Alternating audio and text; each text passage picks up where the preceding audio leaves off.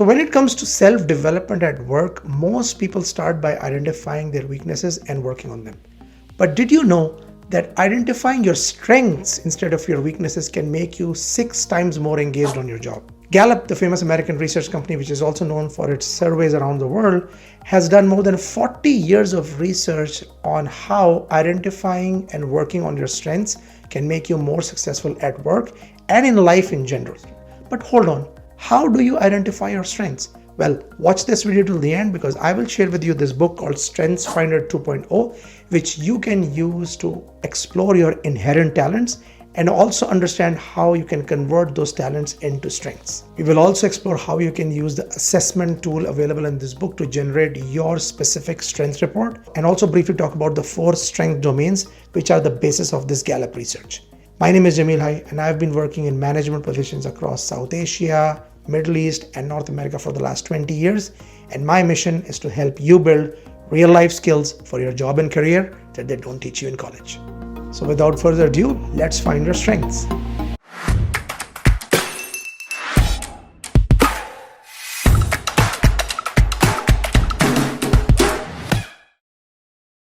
So first of all, let's try to understand the difference between strength and talent. Strength is the product of talent and investment. Talent is your natural way of thinking, behaving, feeling, and so on. Investment is the amount of effort you put in to develop that talent further. So let's take the example of Vijay, who is a fresh professional and he is naturally talented in the area of analytics. Vijay loves numbers. Whenever he is in an argument, he uses facts more than fiction, and he also uses his day-to-day problems to further improve on his analytical ability. So let's say Vijay's talent score on analytics is 9 on a scale of 10. Vijay also puts in a lot of investment in this area, which means he takes courses on analytics. He's also using his day-to-day work experience to improve his problem-solving, analytical ability, and so on and so forth. So let's say his investment in this area is a 9 as well on a scale of 10. This means that the strength Vijay has in the area of analytics is 81 on a scale of 100. Now imagine that Vijay's line manager decides to put him on a team coordination role where his job is to get the best out of people, or the inherent talent required is developing people. Vijay is not naturally talented in this area, so his talent on a scale of 10, let's say, is 2. But because Vijay's line manager has put him on this job, he puts in a lot of effort. He takes a lot of courses on team coordination. He works really hard. So let's say his investment is a 10 out of 10 in this area. But because his talent is only 2, at best, his strength would be 20 on a scale of 100. Now imagine that Vijay is doing this team coordination job for 5 years. Do you think Vijay will be happy? Absolutely not. Would Vijay have been more successful if he was doing an analytics job? Absolutely yes. And trust me, Vijay is not alone. There are so many people around the world who are actively disengaged in their jobs because those jobs are not naturally leveraging their strengths. This phenomenon is also confirmed by Gallup's research, which shows us that if your manager simply ignores you or focuses on your weaknesses, your chances of being actively disengaged on your job are going to be 62%. Versus if your manager focuses on your strengths and tries to leverage them, your chances of being actively disengaged go down to only 1%, which means that there's a 99% chance that you will be actively engaged on your job.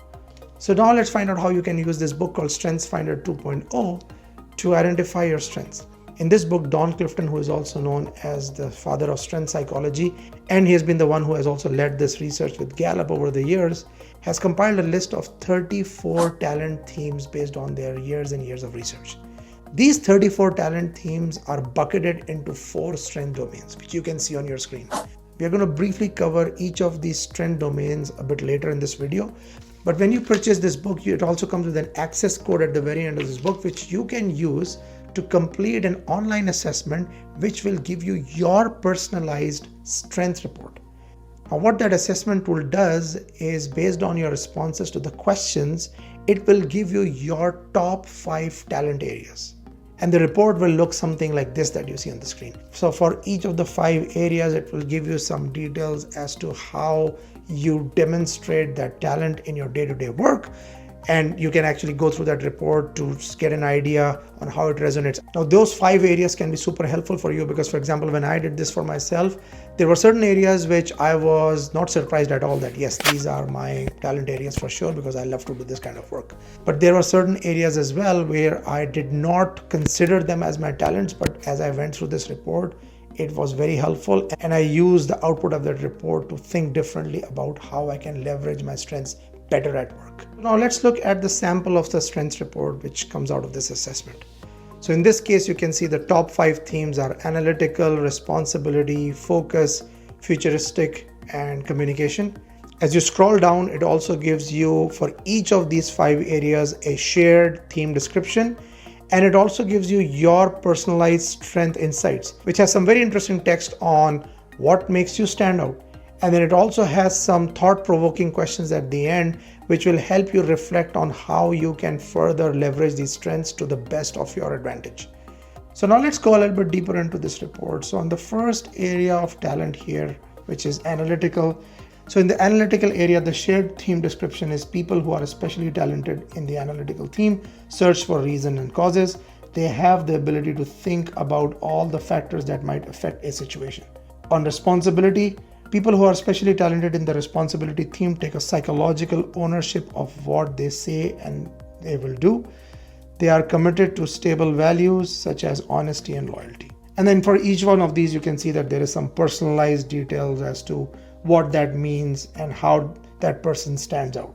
Similarly, in focus, it says people who are especially talented in the focus theme can take a direction, follow through, and make the corrections necessary to stay on track.